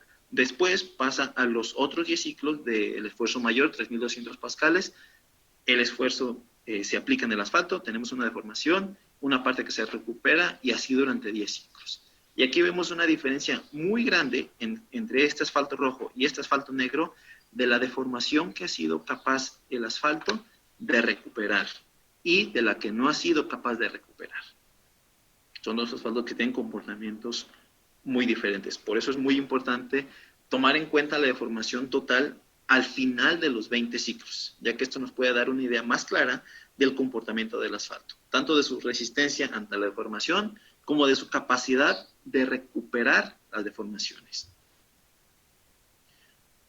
Ya vamos a llegar concluyendo. Bueno, los asfaltos, lo que ahora nosotros hacemos en carreteras, pues allá son muy diferentes a como eran hace 50 años. Los esfuerzos y demandas pues no son los mismos, las cargas son mayores, la presión dentro de los neumáticos son mayores, la cantidad de vehículos que pasa pues son muchísimo mayores y es necesario buscar los medios adecuados para diseñar y seleccionar correctamente nuestros materiales, en nuestro caso el asfalto, para que podamos tener y poder presentar un material que sea lo suficientemente apto para estas demandas. La manera de que clasificamos los asfaltos pues ha ido evolucionando conforme ha pasado el tiempo. Empezamos con pruebas empíricas, como dijimos, masticar el asfalto, ver qué tan duro era penetrarlo, pero ahora ya los enfoques ya son más al desempeño de los materiales, que mirar. No podemos solamente decir que nos quedamos con las primeras formas de clasificarlo. Y hay muchísimas formas de clasificar los asfaltos y decir que este asfalto es bueno para estas condiciones particulares, este asfalto es bueno para estas situaciones, o este asfalto no es lo suficientemente bueno. Entonces hay que considerar todas esas variables. No entré mucho detalle, la intención de esta pequeña charla era solamente hablar a grandes rasgos de las clasificaciones de los asfaltos. Bueno, muchísimas gracias por su tiempo. Dejo aquí mi correo, mi número telefónico. Pongo aquí el correo del ingeniero. Abel, ¿está ahí? Sí, escucho. Es que hubo una interferencia. Un reómetro de corte dinámico. Y la que corresponde a la temperatura baja es por el BBR, que es el de viga. Equivalente del asfalto modificado. Bueno, para poder darle una clasificación por grado de desempeño más MSCR o JNR, tenemos que conocer las dos variables adicionales, que es la velocidad y la intensidad, para así poder asignarle el valor que le corresponde, en este caso de la letra, que puede ser extremo, muy pesado, etcétera.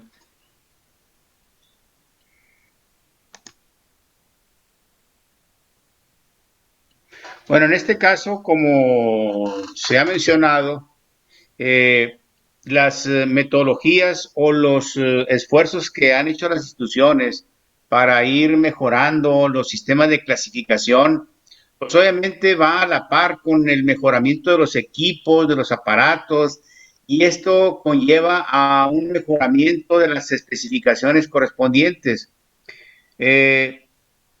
es muy vertiginoso el cambio que se está haciendo, tanto en los diseños de pavimentos como en los diseños de mezclas, pues ha ido cambiando paulatinamente en el transcurso del tiempo y como menciona en las conclusiones, se pasa de situaciones empíricas, de pruebas empíricas, de resultados empíricos, que son en función de la experiencia que se va generando en el campo, a ensayos más sofisticados que representan de alguna manera más adecuadamente el comportamiento de los materiales. Por ejemplo, en el diseño de pavimentos, una prueba que inicialmente se realiza para diseñar pavimentos es el BRS. El BRS es una prueba empírica, es una prueba que consiste en que un pistón penetre la muestra a una determinada profundidad y determinar la carga correspondiente y esa dividirla con una carga patrón. Y ese es el BRS. Y con eso nosotros diseñamos espesores. Y ahora en la actualidad no, ahora hay que verlo más apegado, por ejemplo, determinar el módulo resiliente. El módulo resiliente es que el material sea sometido a esfuerzos cíclicos, tal y como sucede en la realidad. Entonces, por eso es de que, ahora, el problema es los equipos. ¿Cómo determinar? O sea, una cosa es muy sencilla, determinar el BRS en laboratorios comunes, a un módulo de residencia que se tiene que obtener con ensayos triaxiales cíclicos, que pues en universidades inclusive ni para poder hacer los ensayos triaxiales normales, estáticos, apenas lo tenemos, ¿no? Pero ya a tener una cámara triaxial cíclica que nos genere esa situación, pues es más complicado. Y sí, o sea, hay algunas universidades que sí lo tienen, pero otras no. Entonces, eso conlleva a que, pues, ustedes como estudiantes, como que están dando un conocimiento, pues no se les proporcione, ¿no? Entonces, en este caso, bueno, pues de alguna manera tienen ustedes que apegarse a la información que, pues de alguna manera estoy proporcionándoles, ¿no? Para que ustedes se den una idea global de cómo se emplea los asfaltos que van a ser utilizados en las mezclas asfálticas, ¿sí? Y principalmente las mezclas asfálticas en caliente, que es el enfoque que nosotros le estamos dando. Una mezcla asfáltica en caliente con una granulometría cerrada, que ya es otro elemento que tendríamos que considerar, que son los agregados. Pero, pues vamos a ver también aquí hay un ejemplo de cómo poder clasificar un cemento asfáltico dependiendo la forma de trabajar, ¿no? Con temperaturas máximas y temperaturas mínimas. Y bajo el criterio SuperPay, ¿sí? Que es el método que actualmente pues se está utilizando, ¿no? ¿Sí? Ya, por ejemplo, en las especificaciones se menciona clasificación del cemento asfáltico por viscosidad. Por ejemplo, ahí lo vimos el día de ayer en las especificaciones, según el mapa de la República Mexicana, a nosotros nos corresponde, y en varias partes de la República nos corresponde el AC20. Y el AC20 significa que la resistencia al esfuerzo cortante de ese material son 2000 pois. Y 2000 pois es una unidad de resistencia. 2000 pois son alrededor de 0.2 pascales. Y eso es equivalente a alrededor de 0.04, perdón, kilogramos por centímetro cuadrado, que sería la resistencia a la viscosidad, o sea, a fluir. Ese sería el elemento. Entonces, el AC20, eso significa AC 2000 pois. El AC30 serían 3000 pois, el AC 2.5, 250 pois, etcétera, ¿no? Eso es lo que se está mencionando como clasificación con viscosidad. Pero también, ahí lo mencionaba también en este video, que la clasificación puede ser por penetración. Por ejemplo, una penetración 60, 70, 60, 80 o 60, 70, perdón. Y eso implica un cemento que tiene una penetración, un asfalto 60, 70.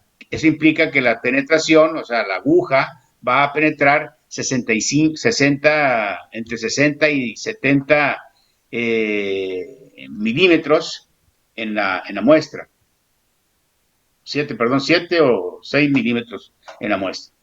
Bien, entonces esa sería la clasificación y después ya viene la clasificación PG. PG es utilizando método SuperPay. Y PG significa grado de desempeño. El desempeño es lo que nosotros buscamos, es lo que nosotros requerimos, es lo que es el objetivo central, que una mezcla no sufra roderas, una mezcla no tenga envejecimiento prematuro, una mezcla pues tenga una durabilidad pues bastante alta, ¿no? Que cumpla con el requerimiento para el cual fue diseñado el pavimento, 10, 20, 30 años, ¿no? Sí. Y que ese pavimento o esa carpeta pues tenga esa vida, ese uso. Obviamente que va a depender, ahora sí, se manejan en la clasificación PG, por ejemplo, 64 menos 22 significa 64 es la máxima temperatura de trabajo, menos 22 sería la temperatura más baja. Pero a su vez también se considera la cuestión del tránsito, la intensidad del tránsito. Nosotros sabemos o diseñamos un pavimento para una suma de L. ¿Qué es la suma de L? ¿Quién se acuerda que es una suma de L? ¿Nadie se acuerda? Suma de L. Suma de L es suma de ejes equivalentes de 8.2 toneladas. Es decir, trasladar todo el tránsito, todo el tráfico, todo el tipo de vehículos que estamos considerando a un eje equivalente de 8.2 toneladas. Recuérdense cómo lo determinamos, ¿no? En función del número, la carga, el peso, el número correspondiente de vehículos y pues obviamente establecíamos una sumatoria de ejes equivalentes diarios en función de un TDPA. O sea, el TDPA lo trasladamos a ejes equivalentes. Esos ejes equivalentes lo trasladamos a un año, o sea, al tiempo, dependiendo la tasa de crecimiento, dependiendo el número de años del proyecto. O sea, lo que decíamos como era CT, o sea, el coeficiente de pronóstico de crecimiento. Y eso nos daba ya la suma de L, o sea, la suma de ejes equivalentes. En algunos ejemplos, por ejemplo, nos decía 57 millones, otros 20 millones, 10 millones. En la actualidad, pues obviamente los ejes equivalentes en carretera de alto tráfico, pues la suma de L es muy alta, ¿sí? Y aquí hay una división para considerarlo, ¿no? Extremo, o sea, pesado o dependiendo del tipo de tráfico, ¿no? ¿Sí? O dependiendo de la velocidad de operación también en las carreteras. Bien, entonces, esa sería otra situación que debemos de considerarlo. Y aquí voy a, entonces, aquí hay este video, es un video en donde nos dice cómo podemos seleccionar el cemento asfáltico según su grado de desempeño, PG. Y hay un ejemplo de cómo lo podemos determinar, ¿no? Entonces vamos viendo, a ver si nos da oportunidad, lo que podamos ver. Y pues lo que no podamos ver, si nos termina el tiempo, se lo voy a dejar de tarea para que ustedes lo terminen y vean el ejemplo de cómo se selecciona el grado, el tipo de cemento según su grado de desempeño. Esto es basándonos en las características SuperPay, ¿no? Entonces voy a correrlo y vuelvo a repetirlo. Me va a dar el tiempo porque es alrededor de 30 a 35 minutos, no me va a alcanzar, pero lo que podamos ver ¿sí? Y lo que no alcancemos a ver, ustedes lo continúan viéndolo para hacer comentarios el día de mañana. ¿Están de acuerdo? Sí, profe. Sí, profe, Ok, de acuerdo. muy bien, estamos ahí. Entonces vamos viendo, este es el video. Instituto Mexicano del Transporte. Buenos días a todos, mi nombre es Horacio Delgado y formo parte de la Coordinación de Infraestructura en Vías Terrestres. Buenos días, mi nombre es Cristina Nájera Montiel y colaboro en la coordinación de la normativa para la infraestructura del transporte. Vamos a comenzar con el taller de selección del cemento asfáltico según su grado de desempeño. En una primera parte vamos a tener una explicación técnica en la cual vamos a describir la selección de este asfalto en base a diferentes ensayos y cuáles son sus propiedades mecánicas.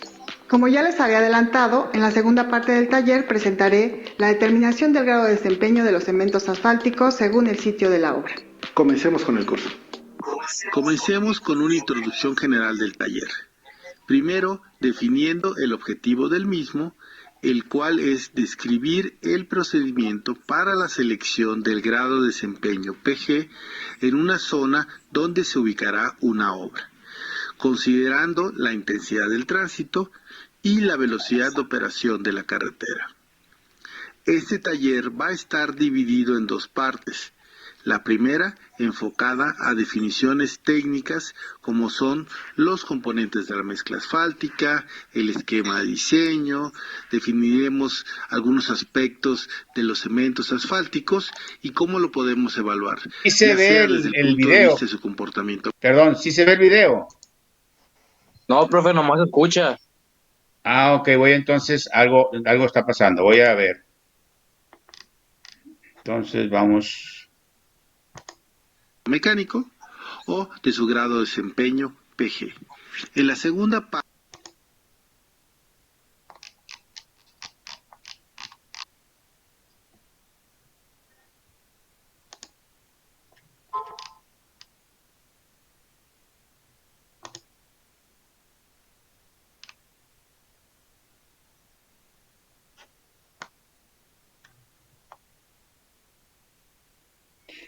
ya otra vez entrar.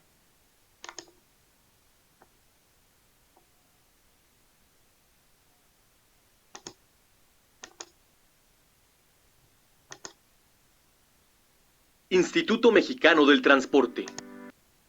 mismo material, vamos a definir los valores de módulo con la primera parte de... ¿Ahora sí se ve? Sí, profe, ahora sí. Ok.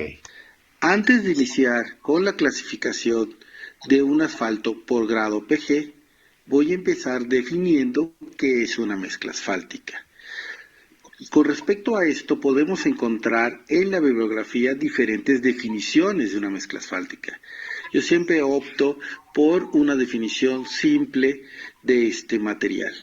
Y esta es una combinación homogénea de material pétreo y material asfáltico, en algunos casos incluyendo aditivos o polímeros.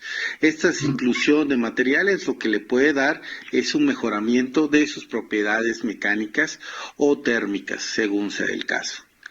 Pero como vemos, tenemos dos materiales que son diferentes y lo que hay que describir es cuál es el aporte de cada uno de estos.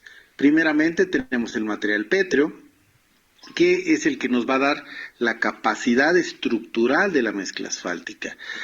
Nada más como comentario, ¿no? Es importante que ustedes le sigan viendo bien el video porque al final le decía bien un ejemplo. Ese ejemplo nos va a servir también como referencia para una tarea que vamos a dejar.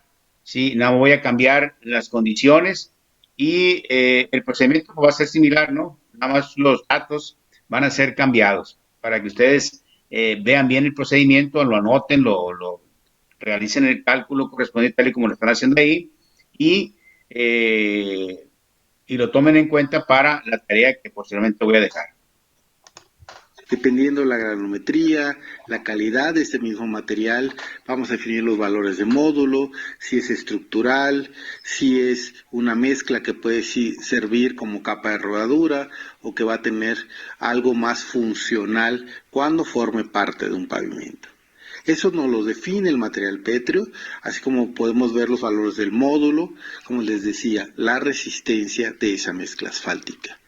Entonces, ¿cuál es el aporte de este material asfáltico? Como pueden ver en muchas de las definiciones de las bibliografías, aparece como un ligante asfáltico, y esa es propiamente su propiedad. Lo que vamos a tener es que este material va a mantener unidas las partículas del material pétreo. ¿Qué quiere decir? De nada me sirve tener una mezcla de materiales pétreos muy resistente y que tenga una buena capacidad estructural, si cuando pasa el primer vehículo, con esas fuerzas que va a ejercer, desplazan a este material. Entonces tengo un problema, porque necesito que estas partículas se mantengan unidas.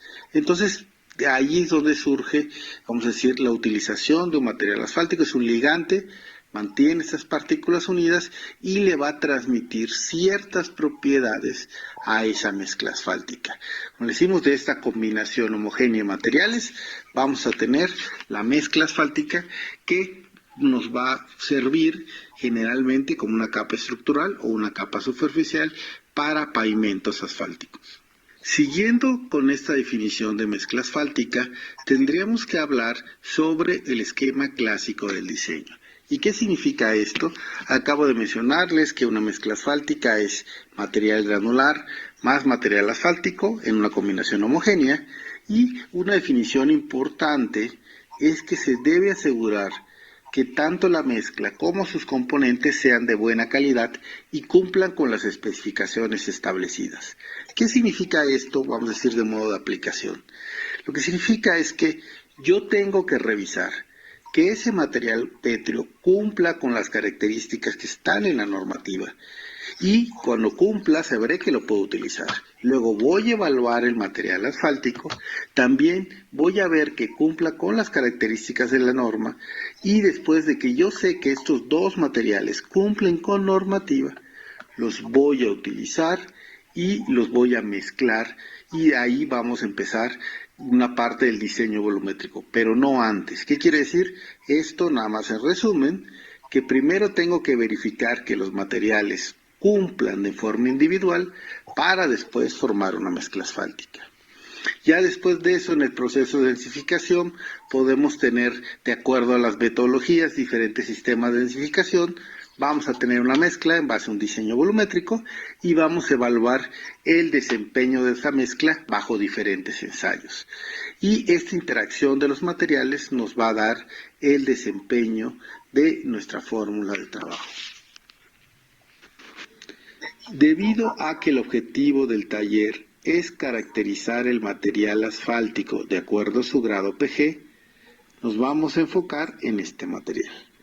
Por lo cual, lo primero que deberíamos hacer es definir qué es un material asfáltico. En la diapositiva podemos ver tres formas de clasificar o analizar el material. Lo podemos ver desde el punto de vista de su origen, en el cual sabemos que es un producto mineral de color marrón oscuro a negro, proveniente del crudo del petróleo, mediante diferentes procesos de destilación. Si lo vemos desde el punto de vista de su comportamiento, cuando forme parte de una mezcla asfáltica, estaremos hablando que es un material adhesivo, impermeable y con un comportamiento rheológico conocido como viscoelástico. Y como tercer punto tenemos desde el análisis químico, o lo podríamos saber desde el punto de vista químico. Y ahí sabemos que es un compuesto orgánico, donde el ensayo clásico para caracterizar sus componentes es el ensayo SARA, que evalúa las 4 fracciones que componen el material asfáltico, que son el material saturado, los asfaltenos, las resinas y los aromáticos. A continuación, veremos un poco sobre la clasificación de acuerdo a su comportamiento, dado que es la mayor aplicación que se tiene o la forma de análisis que se tiene cuando este material forma parte de un pavimento asfáltico. Como les comenté en la diapositiva anterior, vamos ahora a hablar sobre el comportamiento mecánico general de un material asfáltico. Entonces definamos cuáles son esas características desde un punto de vista simple. Primero tenemos que el material es viscoelástico y es sensible a la temperatura, o sea, tiene una sensibilidad térmica. ¿Qué significa esto? Significa que el material va a cambiar de propiedades de acuerdo a la temperatura a la cual se encuentre. Desde el punto de vista teórico tenemos que un material asfáltico a muy bajas temperaturas va a ser un material rígido, que va a estar sólido y que va a tener una cierta fragilidad. De hecho, ustedes pueden agarrar un cincel, le pegan y se va a quebrar el material. Eso estamos hablando menos 20, menos 30 grados centígrados. ¿Qué quiere decir desde este punto de vista? Que tengo un sólido elástico, o sea, un material rígido con una cierta elasticidad. Si nos vamos al otro extremo, a temperaturas muy altas, vamos a tener temperaturas de 140, 150 grados, dependiendo del tipo de material. Bueno, hasta aquí lo voy a dejar. Como les mencioné, ustedes síganlo viendo.